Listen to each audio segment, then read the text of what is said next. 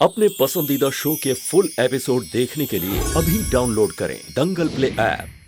पलकों की छाँव में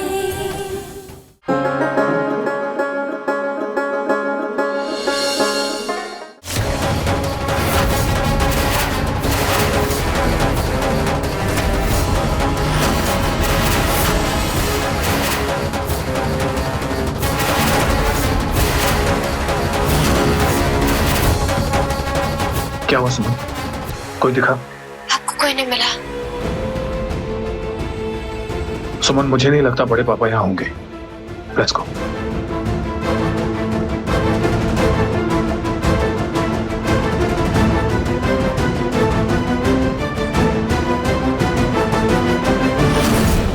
श्री मिथिलेश का बेटा अगर बीच में नहीं आया होता ना, आज इस सुमन को यहीं जिंदा कर देते और अपनी आजादी का टिकट कटवा लेते हमेशा के लिए।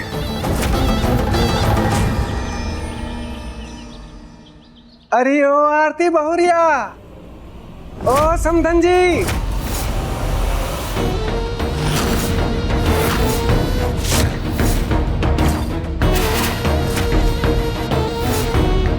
ये कौन है?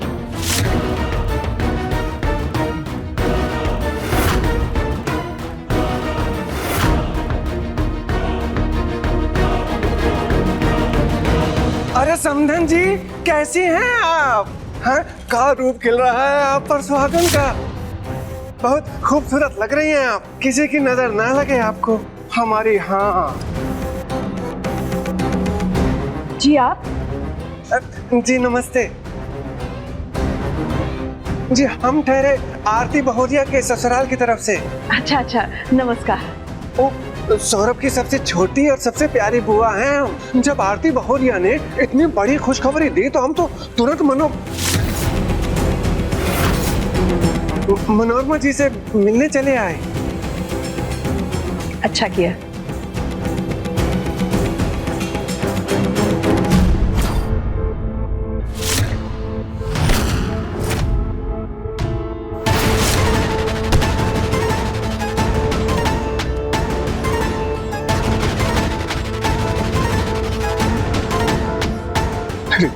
आरती बिटिया, मुझे पहचाना?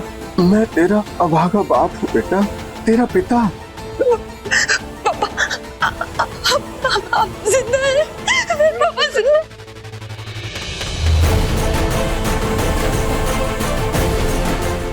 मेरी बेटी है ना तू? मेरी बेटी है ना तू? मेरी बात ध्यान से सुन तू। मैं इस परिवार में रहना चाहता हूँ, तुम लोगों से दूर नहीं रह सकता। मेरा यहाँ रहने का इंतजाम करवा दे। अपने अभागे बाप के लिए ना यहाँ रहने का इंतजाम करा बेटा। वो जो सुमन है ना, वो मुझसे बहुत गुस्सा है। मैं उससे प्यार से उसको समझा लूंगा, मैं उसको मना लूंगा। बस मेरा यहाँ रहने का इंतजाम करवाएगी ना, अपने अभागे बाप के लिए यहाँ रहने का इंतजाम कराएगी ना बच्चा। आप चिंता मत कीजिए। मैंने इस घर में आपका रास्ता बना दिया है पापा। भगवान कर आगे सब अच्छा हो। आपका ये रूप ऐसे लगता है जैसे खुद चांद जमीन पर उतर आया। बहुत प्यारी लग रही हैं आप।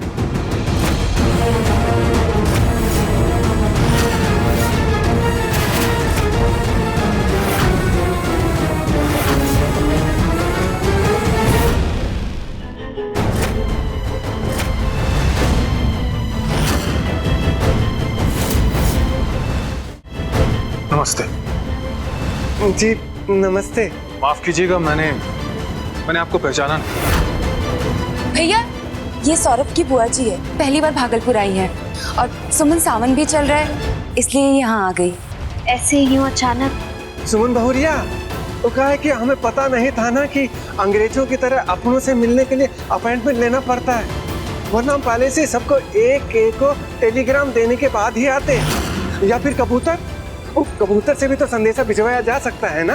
अरे बुआ जी, आपको ऐसा वैसा कुछ भी करने की कोई जरूरत नहीं है। और आप हमारी बुआ सास है, ये आपका ही तो घर है। आप जब मन चाहे यहाँ पे आ सकती है, रह सकती है। और सुमन, तुम्हें किसने हक दिया इनसे ऐसे सवाल करने का?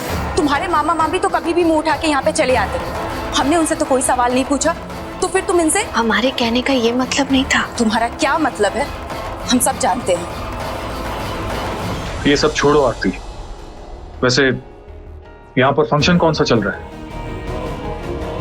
अंशुमन बेटा, श्रावण के इस पावस महीने में 20 साल बाद घर में इतनी बड़ी खुशखबरी आई है। दीदी का सुहाग लौटा है। सुनो, हम सबने तो दीदी को सिंदूर दान दे दिया है। लो बेटा, तुम भी कर दो।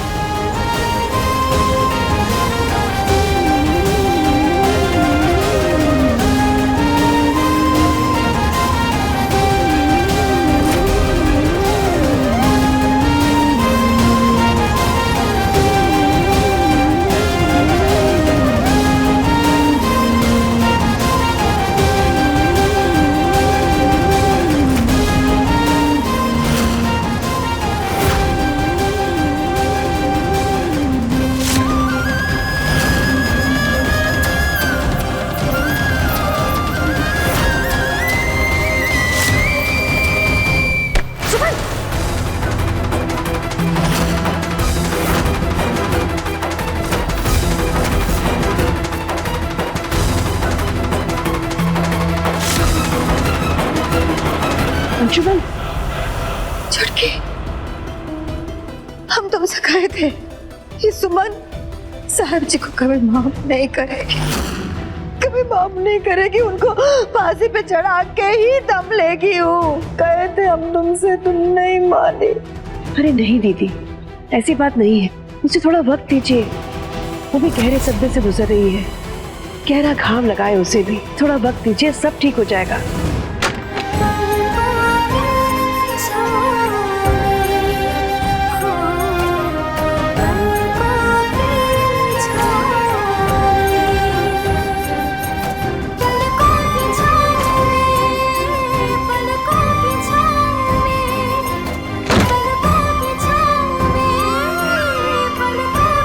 अंशुमन जी, माँ तो जीवन होती है, जीवन का सार होती है, जीवन का हर फलसफा एक माँ ही तो सिखाती है। एक माँ ही अपनी बेटी को बताती है कि ससुराल का मान सम्मान ही उसकी सबसे बड़ी जिम्मेदारी है। लेकिन जब उसी माँ के खून के छींटे परिवार के सबसे बड़े बेटे के दामन में लगे हो, उसकी पत्नी की मांग हम कैसे भरे अंशुमन जी? आप ही हमें बताइए अंशुमन जी। हमें तो कुछ समझ नहीं आ रहा है। समझ ही नहीं आ रहा है कि इस समय हम एक बेटी का फर्ज निभाएं या एक बहू का। तुम बस सुमन बन के रहो, क्योंकि सुमन कभी भी कोई गलत फैसला ले ही नहीं सकती। और जहां तक बात रही बड़े पापा की, दादाजी उनकी खोज अपने सारे ठिकानों में करवा चुके हैं, लेकिन उनका कुछ पता नहीं चला। लेकिन जैसे उनका कुछ भी पता चलता है, उनके साथ वही होगा जो होना चाहिए, चाहे कुछ भी हो जाए। सुमन, मैं तुम्हें इंसाफ दिला कर रहूंगा, ये मेरा वादा है तुमसे। हमें पता चल गया है कि मधुसूदन जिंदा है और आप लोगों ने उसे छुपा कर रखा है। मामा जी, अंशुमन जी, ये देखिए इंस्पेक्टर साहब, कल तक विधवा के लिबास में घूमती मनोरमा जी आज एक सुहागन बनी हुई है। अरे इससे बड़ा क्या सबूत चाहिए? इस पूरे के पूरे परिवार ने उस गुनहगार को छुपा के रखा है। हम तो कहते हैं कि इन सबको अभी के अभी गिरफ्तार कर लीजिए। ये सब हमारे बहन और बहनोई के हत्यारे हैं, सबके सब हत्यारे हैं। देख लो छुटकी, आँख खोल के देख लो, सुमन के मायके से और नंदिनी के ससुराल से का उपहार आया है श्रावण का हमारे लिए। अरे कौन सा मायका और कौन सा ससुराल मनोरमा जी? जिस घर में हमारे बहन और बहनों के हत्यारे रहते हो, उस घर से हमें कोई रिश्ता नहीं रखना, कोई रिश्ता नहीं। उस कातिल को छुपाने की सजा तो तुम सबको मिलेगी। इंस्पेक्टर साहब, इन सबको गिरफ्तार कर दीजिए। 1 मिनट इंस्पेक्टर सर।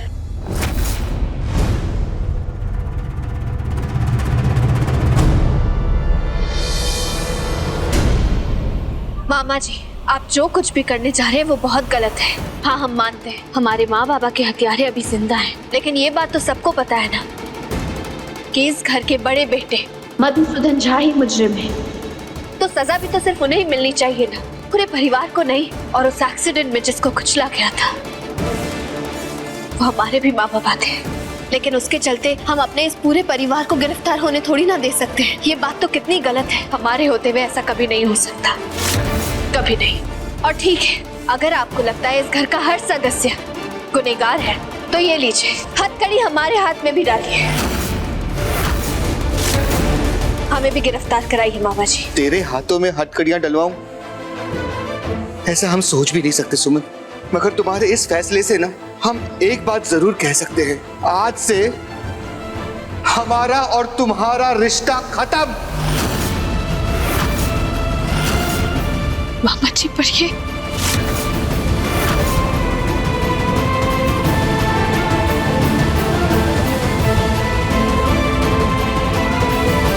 आज तो हम यहाँ से खाली हाथ जा रहे हैं, लेकिन तू एक बात याद रखना, तू अपने ससुराल के प्रेम में अपने माँ बाबा के हथियारों को भूल सकती है, लेकिन हम नहीं, कभी नहीं। मामा जी एक मिनट, हम नहीं जानते कि आपको हम अपनी बात पर यकीन कैसे दिलवाएं, लेकिन इस घर की मर्यादा को ध्यान में रखते हुए हम अपने माँ बाबा को इंसाफ जरूर दिलाएंगे। उनका हक उन्हें मिलेगा, जिसने जुर्म किया है उसे सजा जरूर मिलेगी। और ये संकल्प हमने अपने ससुराल, अपने मायके और खुद अपने वजूद से किया है। चलो।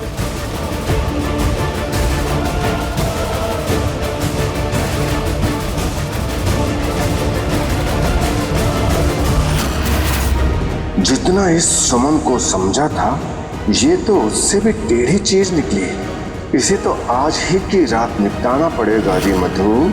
हमें अपने माँ बाबा के हत्यारों को सजा दिलाने के लिए चाहे जमीन आसमान क्यों नहीं करना पड़े, हम करेंगे।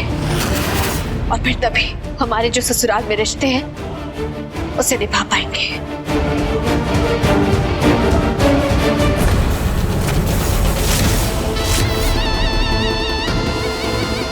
हाथी बहुरिया, तनिक यहाँ आओ। आओ आओ आओ। देखो, हम तो बहुत खुश हुए थे कि इतनी बड़ी खुशखबरी है, तो लेकिन यहाँ का जो माहौल देख के हमें बहुत दुख हुआ। हमें यहाँ नहीं रुकना चाहिए। हमारी वैसे भी सुबह से तबीयत ठीक नहीं है ना, तो हमें चलना चाहिए। हम चलते हैं। अरे बुआ जी, अभी तो आप आई है, 2-4 दिन रुक जाइए, फिर उसके बाद चले जाइएगा। नहीं नहीं बहुरिया, हमारा रहना ठीक नहीं, हम चलते हैं। बुआ जी, पर हमारी बात तो सुनिए, अभी तो आप आइए। बुआ जी, बुआ जी,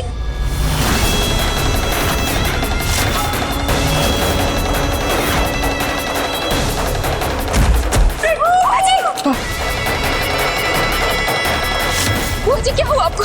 इन्हें दौरा पड़ा है। आरती दीदी ने अपने तरफ टर्न करके इनके हाथ पैर मसल लिए, तभी ये बेटर फील करेंगे।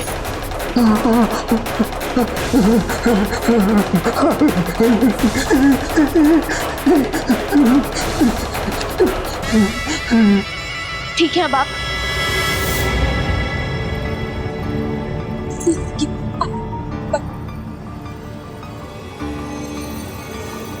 हमें बेटर फील हो रहा है।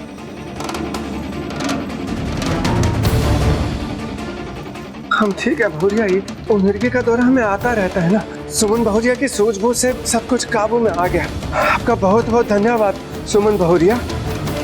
चलिए अब हम विदा लेते हैं, कहीं बस ना निकल जाए। हम चलते हैं। अरे नहीं नहीं, अभी जो आपका हालत हुआ था उसके बाद हम आपको कैसे जाने दे सकते हैं? आरती, इनसे कहो ये कहीं नहीं जाएंगी। आपके रहने का इंतजाम हम यही रूम में कर देते हैं, आप कहीं मत जाइए। घरे की तो बात है। आप इतना दबाव डाल रहे हैं, इतने प्रेम से कह रहे हैं, तो आपका प्रेम ठुकरा तो नहीं सकते ना। ठीक है, हम यहीं रुक जाते हैं। हाँ। चलिए, हम आपके कमरे में छोड़ आते हैं।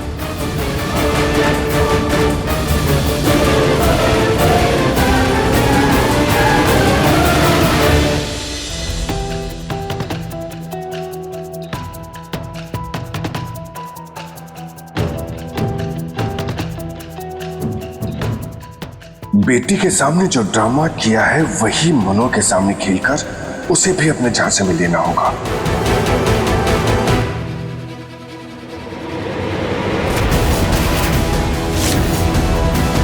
हम आरती बहुरिया को देख रहे हैं। हमें लगा कि मनोरमा जी के कमरे में होगी, तो वही देखने आ रहे थे। अच्छा, हम चलते हैं। आप हमसे सच छुपाने की जितनी भी कोशिश कर लें, आप हमसे अपना सच नहीं छुपा पाएंगी। लगता है इस चालाक लोमड़ी सुमन ने हमारी चोरी पकड़ ही ली। इसकी चालाकी और इसे दोनों को यहीं खत्म करना पड़ेगा।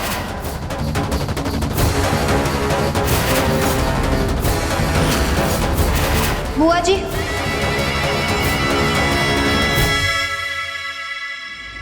आप खुद हमें अपने राज के बारे में बताएंगी या हमें कोई अपना तरीका अपनाना होगा? नीचे आपने सबसे झूठ क्यों बोला कि आपको मिर्गी के दौरे आ रहे थे? देखिए बुआ जी, फिर से झूठ मत कहिएगा, क्योंकि हम भी एक डॉक्टर हैं। हम अच्छे से जानते हैं जब किसी को मिर्गी का दौरा आता है ना, तो उसे कुछ याद नहीं रहता, किसे थैंक यू बोला, किसने उसकी जान बचाई, कुछ भी नहीं। तो अब प्लीज साफ साफ हमें पूरी सच्चाई बता दीजिए। बताइए आपने नीचे सबसे झूठ क्यों बोला, झूठा नाटक क्यों किया? सुमन बहुरिया, आपने सच पकड़ ही लिया है तो सब कुछ सच हमें बताना ही पड़ेगा ना। बहुरिया, हम बहुत ही दुखियारी माँ है और बहु पीड़ित सास है।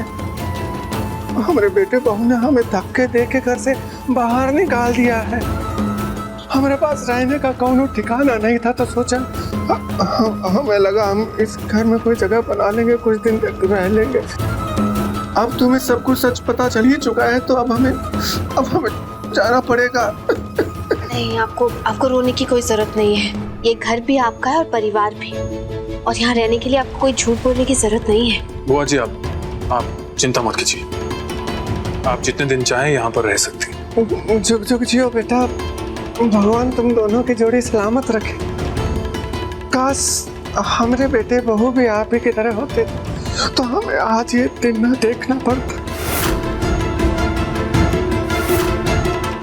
आप जाके आराम कीजिए। अगर आरती दीदी हमें दिखेंगी तो उन्हें हम आपके पास भेज देंगे। चलो। अंशुमन जी, आपको बड़े पापा के बारे में कुछ पता चला? अभी तक तो नहीं, खोज जारी है, लेकिन जल्दी कुछ पता चल जाएगा।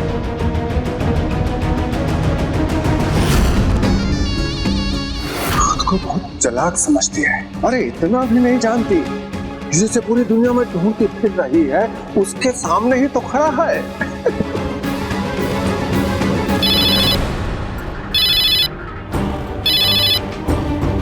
हेलो, तुझे क्या लगा तू छुप जाएगा तो बच जाएगा? चुपचाप बता कि हमारे पैसे कब तक लौटा रहा है। हमें पता है कि तू राय बहादुर का पुलिस से भागा हुआ बेटा है। तूने पैसे नहीं दिए तो तेरे बाप से पैसे निकलवा लेंगे। अरे नहीं भैया जी, कैसे बातें कर रहे हैं आप? थोड़ा सा वक्त दे दो हमें, बस थोड़ा सा टाइम चाहिए। हम आपको एक एक पाई दे देंगे, प्रॉमिस है। अब मुसीबत है, पहले हम इनको निपटे कि हम अपने पहले इस सुमन भूरिया से और इन सबसे निपटे। इन लोगों से तो बाद में निपट लेंगे हम, पहले ही गुंडा लोग को निपटाते हैं। अंशुमन जी, इतने साल से बड़े पापा छिपकर ही रहे होंगे। अगर उसके बारे में भी हमें कुछ पता चल गया ना, तो आगे का क्लू मिल जाएगा हमें। ये बात भी ठीक है, मैं उनके पुराने ठिकाने चेक करवाता हूँ। बेटा नंदिनी, नंदिनी सुनो, बेटा क्या कर रही हो? इतना गुस्सा ठीक नहीं है बेटा। ठीक तो कुछ नहीं है पापा, शिखर ऐसा कैसे कर सकता है?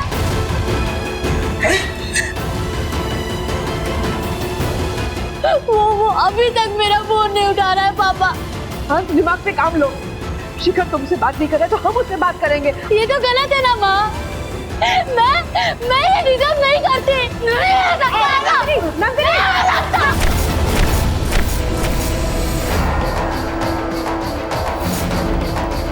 नंदिनी पागल हो गई हो तुम?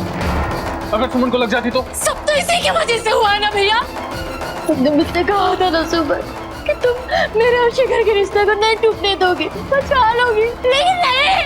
ये देखो, ये देखो तुम्हारे भैया ने मुझे डिवोर्स पेपर भेजा है। Divorce papers? नंदिनी, अगर कोई इंसान तुम्हारी जिंदगी से हमेशा हमेशा के लिए चले जाए तो खुद की जिंदगी खत्म कर दो। क्यों?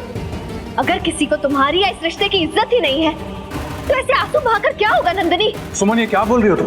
तो और क्या कहें अंशुमन जी, अगर किसी को रिश्ता निभाना ही नहीं है तो हम किसी के साथ जबरदस्ती तो नहीं कर सकते ना कि रिश्ता निभाए। अगर नहीं हो रहा है तो ठीक है, नहीं हो, करो इन डिवोर्स पेपर्स पर साइन करो। 1 मिनट, ये लो पेन, ये पेपर्स अभी के अभी साइन करो, और ये पेपर्स हम खुद भैया तक पहुंचाएंगे। साइन करो नंदिनी।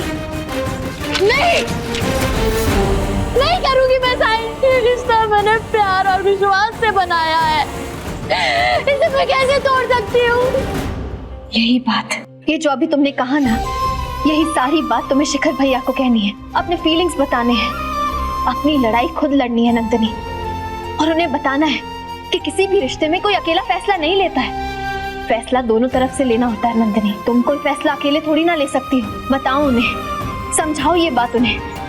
तुम्हें अपने प्यार, अपने रिश्ते पर विश्वास है ना, तो जाओ लड़ो अपनी लड़ाई। और वो तुमसे बात नहीं कर रहे तो तुम यहाँ बैठी बैठी क्या कर रही हो? जाओ उनसे बात करो, अपनी फीलिंग्स बताओ, समझाओ उन्हें कि गलती उनकी है, तुम्हारी नहीं। ठीक है? हाँ पापा, बस मैं पैसे लेके आ रही हूँ। हाँ हाँ, उसी मंदिर के पास। जी, मैं आ रही हूँ बस। हाँ बेटा, जुग जुग जियो। मैंने बताया था ना तुम्हें कि हमें पैसे की बहुत इमरजेंसी है बेटा, नहीं तो हमें बहुत बुरा लगता है कि कोई एक बाप अपने बेटी से पैसा मांगे। कितना बुरा लगता है, सोचो तुम। अरे नहीं पापा, आपको इतनी सफाई देने की कोई जरूरत नहीं, बस हम आ रहे हैं। आप फोन रखिए।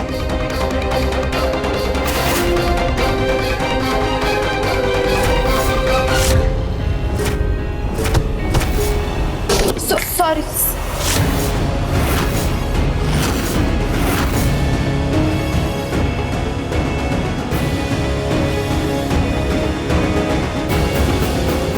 Thank you. वो हम बैंक जा रहे थे, माँ का पैसा है ना ये, हम निकलते हैं। क्या हुआ तुम्हें? तुम हमें ऐसे क्यों देख रही हो? हाँ आरती दीदी, हमने तो आपसे कुछ पूछा ही नहीं कि आप कहाँ जा रही हैं, क्या करने जा रही हैं, लेकिन आप बहुत घबराई हुई लग रही हैं। कोई बात है, कोई प्रॉब्लम है, हमें बताइए। अरे नहीं सुमन, हम थोड़ी ऐसे, वो बैंक जा रहे थे ना, बैंक बहुत जल्दी बंद हो जाता। और तुम माँ को तो जानती हो, बिना मतलब का चिल्लाने लगती है। कहीं देर ना हो जाए इस बात की चिंता हो रही थी। हम चलते हैं। हाँ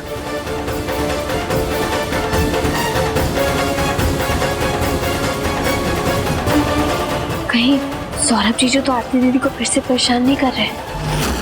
ऐसी क्या बात है जो आरती दीदी हमसे छुपा रही है? हमें पता लगाना ही होगा।